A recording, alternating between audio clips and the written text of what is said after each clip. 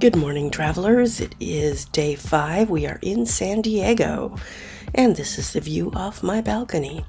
Today's going to be a pretty chill day. I'm just basically going to go and, walk the sea walk and do a little shopping and then see what there is to do on board.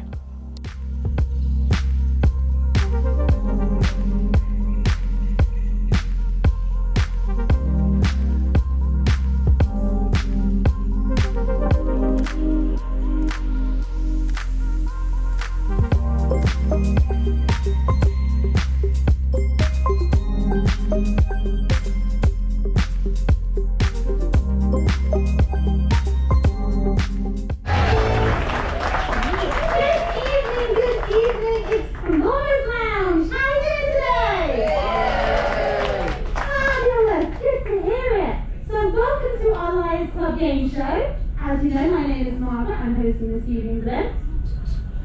Just as a quick disclaimer, this is a PG-16, so parental guidance is advised.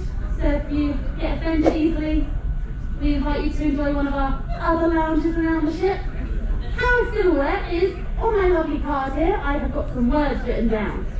Our panelists are going to come out, they're going to describe these words. They're going to give you the definition of them. It is your job as an audience to figure out who is telling the truth. You will vote on who is telling the truth. Person with the most points, obviously, has the most points for who, and then they are going to reveal themselves as the truth teller by stepping forward and revealing themselves. Nice and simple, right? Fabulous. So please, let me introduce our amazing panelists. We have your cruise director, Christoph. We've got assistant cruise director, Bernardo, and your pirate queen, Joshua.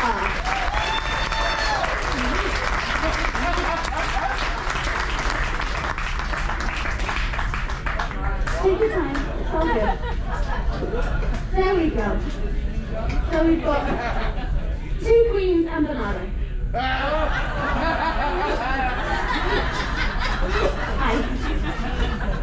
So the first word they're going to be defining for you is flitterbick. Now this is a real word, it's a real English word. The word is flitterbick. Christoph, let's start with you. Are you sure?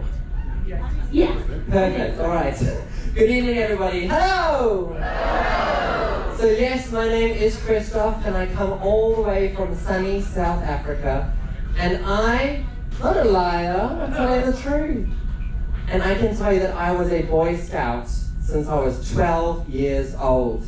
Now, being a Boy Scout, one of the big things that you want to do is you get a nice little sash that you get to wear, right? And that's essentially the main reason why I was there. But also because I was pretty good at pitching tents and tying knots and doing things that other little boys were doing at that age as well. Now, when you have your sash, there are different badges that you can actually earn, and you get to sew them onto your sash. And there was one badge in particular that I was very fond of, for one very specific reason. It had a panda there on it. A panda holding the world. It's called the World Badge. But there were 4 other badges that I needed to earn before I qualified to get that one, right? So I ended up going through the 3 others, and I got to that last badge, and it was the collecting badge. Do we have any other Boy Scouts in the room? So you will remember the collecting badge. No? Well, you could pretty much collect pretty much anything, right? You could be collecting stamps, you could collect signatures of famous people like autographs, but I decided I was going to collect nuts. So off I went into the forest one day and I wanted to go and get lots of nuts. You see, there were lots of acorn trees around, so I started collecting them, putting them in my pockets. I had so many nuts in my pockets that my pants were just overflowing with the nuts that I had collected. So I thought to myself, you know what, when I get back to that scout hall, I'm going to get this badge today. I just know it. So behold, there was a rustle in the leaves. And just like that, boom! My nuts were gone. Something stole my nuts. Ran up my leg, jumped off my shoulder, swam the backstroke across the river to get to the other side. And it turns out that it was a little squirrel. Yeah. You might think to yourself, but why was this squirrel doing the backstroke? Well, it needed to keep its nuts dry. And ladies and gents, that is exactly what a flitterdick is. It is an imaginary squirrel that runs so fast that you don't even see it. Okay, I have no response to that. Pirate Queen, please, what is your definition for flitterdick? Ahoy, everyone. I am Joan Brewer. They call me the Queen of the Pirates. And I would like to tell you the story of my first promotion and my very first experience with a flitterdick. Now, I do not want to name any names, so let's call him Assistant Cruise Director Cronado. Yes, let's go with that, Cronado. Now, Cronado and I were vying for the very same promotion, and soon enough I started noticing a change in his behavior. Yes, Cronado would be the very first one up in the morning, swabbing the deck. He would be the very last one back in his bunk at night. Then, one night I went into the laundrette and saw Cronado hand-washing the captain's underpants. And I knew I had to do something when he volunteered to take the captain's parrot out for long walks, and didn't even complain when it unloaded on his favorite bow tie. Yes. Well, us women, we know how to get what we want, isn't that right? Mm-hmm. And so I took it upon myself to invite the captain back to my cabin, maybe have a few drinks, and play a rousing game of X marks the spot. Yes, for 3 long hours we played, fighting for dominance, working up quite a bit of a sweat.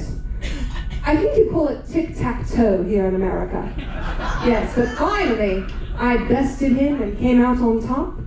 And that is the story of how I became an officer and how Cronado became an assistant cruise director.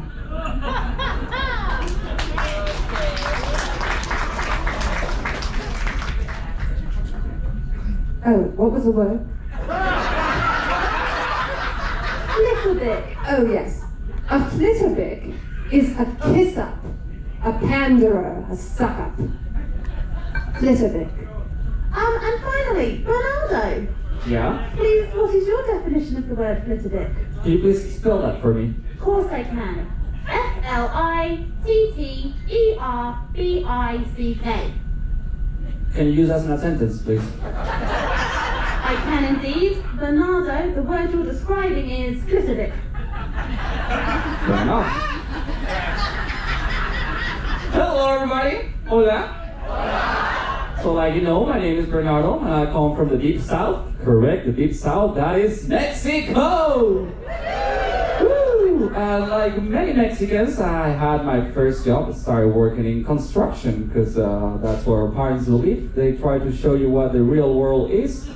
So they ask you to go outside into the world and find the first job. And Mexico City is a city that is still expanding, so there's buildings working all over the place. So I started working for this construction site. And growing up in the company, I had the chance to travel the world. And this one time, they sent me to Canada. And I'm actually very happy that you asked me about Flitterby, because it was in Canada. It's bringing me very good memories. Because while staying in Canada, I met one of the most beautiful women I've ever seen in my life. It was love at first sight. It was the best connection. There was something weird because every single time we went out for a walk, she will always point towards the mountain and say, "Reindeer?" And I was like, "No, there's no rain. It's actually quite sunny, honey." But fair enough. After a while though, it seems like things did not work out. She ended up breaking up with me. She broke my heart. It was sadder than that. Kind of like that, yes. She left me for an animal expert because apparently I never understood her. What I couldn't stand though was the fact that she said that my sense of direction was terrible. That I couldn't tolerate, so I grabbed all of my stuff and right. Left, sorry. If you did not laugh right now, it's left. Bad joke, don't worry. But at the moment, it brought me very nice memories. You good? It brought me very nice memories because I actually learned how to snowboard with her. And Flitterbeak is a snowboard movement where you go from one side to a ramp and then you switch places. Thank you. So just very quickly, in 2 words, 2 or 3 words, just please remind our audience what your definition of Flitterbeak was. A squirrel that runs fast and you don't see it. Beautiful. Pirate Queen. A suck-up or panderer. And Bernardo. It's a snowboard movement. Okay. Can our truth teller step forward onto the front of the dance floor?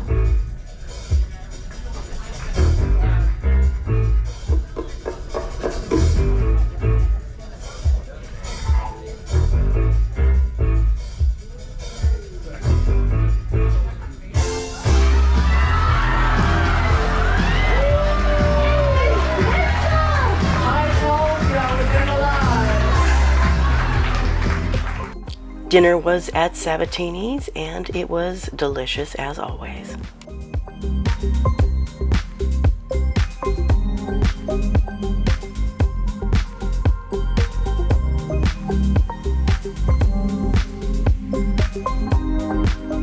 And this is it for my night.